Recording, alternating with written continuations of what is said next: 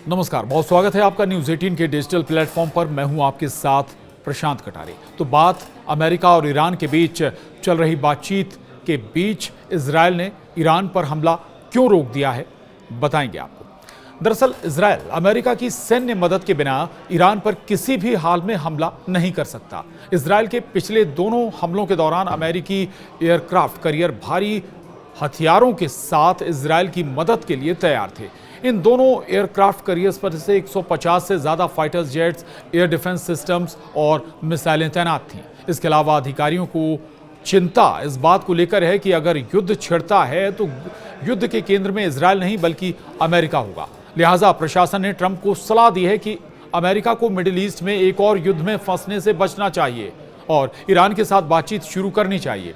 इसके अलावा अमेरिकी अधिकारियों का यह भी मानना है कि अगर युद्ध शुरू ही होता है तो अमेरिका को यह सुनिश्चित करना होगा कि ईरान के तमाम परमाणु स्थल पूरी तरह से ध्वस्त हो जाएं। रिपोर्ट्स के मुताबिक ट्रंप की मनाही ने इजरायल को हैरान कर दिया है और उसमें फिलहाल हमला करने का फैसला टाल दिया है। डोनाल्ड ट्रंप ने ईरान के साथ मिलकर इजरायल के साथ खेल कर दिया है। इजरायल ईरान पर हमला करने के लिए तैयार बैठा था, लेकिन ट्रंप ने ऐन वक्त पर इजरायल को हमला करने से रोक दिया।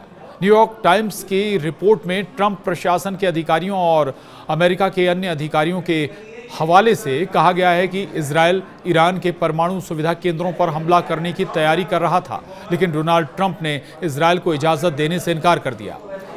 इजरायल के लिए ये बहुत बड़ा झटका है, क्योंकि ट्रंप अगर इजरायल को हमला करने से रोक रहे हैं तो इसका मतलब है कि अमेरिका और ईरान के बीच परमाणु समझौते पर कोई बड़ी डील होने वाली है।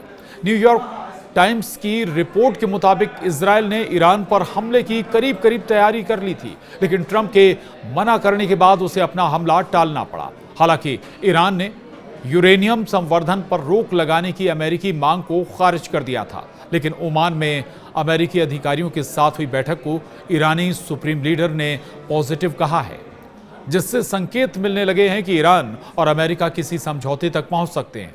वहीं इजरायली एक्सपर्ट्स ने कहना शुरू कर दिया है कि अगर अमेरिका ईरान के साथ 2015 वाला ही समझौता करता है तो इसका मतलब ईरान में इस्लामिक शासन को और मजबूत होना है।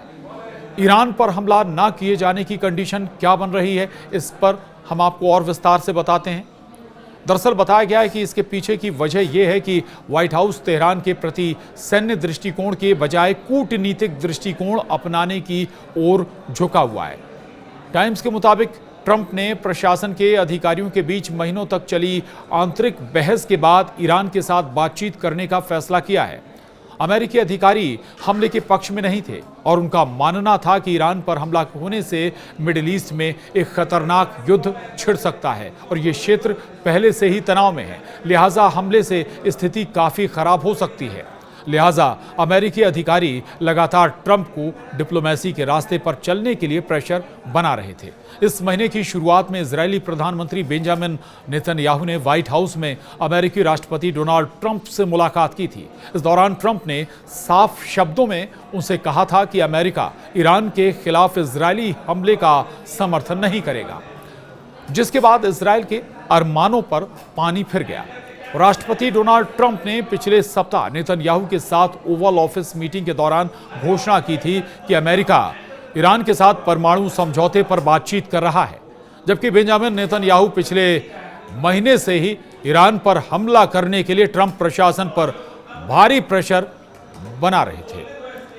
हालांकि ट्रंप उनसे कई बार सहमत होते दिखे और उन्होंने ईरान पर हमला करने की बात सार्वजनिक तौर पर भी कही, लेकिन अपने प्रशासन में आंतरिक विरोध के बाद ट्रंप ने इजरायल को बड़ा झटका दे दिया। अमेरिका ईरान के बीच परमाणु समझौते पर वार्ता का दूसरा दौर शनिवार को होने वाला है। रॉयटर्स के मुताबिक ट्रंप ने मंगलवार को वार्ता से पहले ईरान को के परमाणु कार्यक्रम पर चर्चा करने के लिए शीर्ष राष्ट्रीय सुरक्षा अधिकारियों के साथ सिचुएशन रूम मीटिंग बुलाई है। हालांकि इजरायल से आ रही रिपोर्ट्स के मुताबिक उसने फिलहाल हमले की योजना स्थगित जरूर की है, लेकिन उसने हमले का विचार नहीं बदला है। इजरायल फिलहाल ये देखना चाहता है कि ईरान और अमेरिका के बीच परमाणु समझौता किस तरह का होता है।